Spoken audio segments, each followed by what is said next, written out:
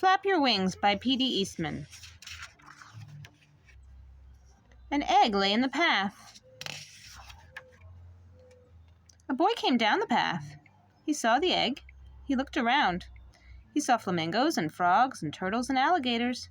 "Whose egg is this?" he called. But nobody answered. Then the boy looked up. He saw an empty nest in a tree. "Here is an egg without a nest," he said, "and there is a nest without an egg." The boy climbed the tree. He put the egg in the nest. Then he went away. Mr. and Mrs. Bird came home. They were surprised to find an egg in their nest. "That's not our egg," said Mrs. Bird.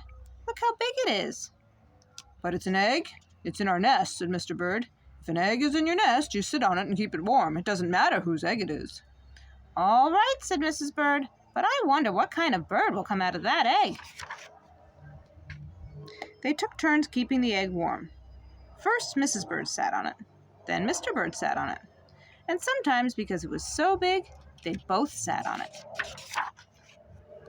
One day, Mrs. Bird heard a squeaking noise. "Help!" she said. "This egg is squeaking!" Mr. Bird came back to the nest. He listened to the egg. "The egg is not squeaking," he said. "It's our baby that is squeaking. He is ready to come out of the egg." Mr. and Mrs. Bird waited. Squeak, squeak, squeak. The egg started to crack. Then it cracked some more. And there was the baby.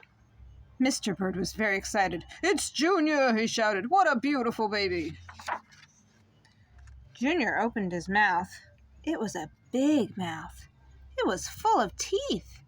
"That's the funniest looking baby I ever saw," said Mrs. Bird. "Something is wrong. I don't think he's our baby at all." "He's in our nest, so he must be ours," said Mr. Bird. "His mouth is open. That means he's hungry. When your baby is hungry, you feed him." Mr. and Mrs. Bird went away to get some food for Junior. Mr. Bird brought a pink worm. Mrs. Bird brought a green one. Junior ate both worms in one gulp. Then he opened his mouth wide again. "We have to get Junior lots more to eat," said Mr. and Mrs. Bird.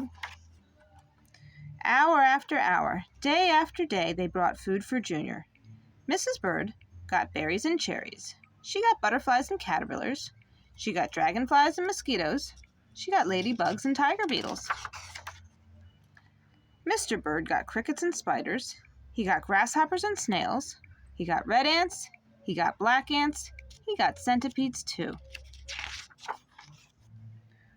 "What kind of bird eats so much?" said Mrs. Bird. "It doesn't matter," said Mr. Bird. "He is still hungry, and we have to feed him." Weeks went by. Junior never stopped eating. And he never stopped growing. Oops, I skipped a page.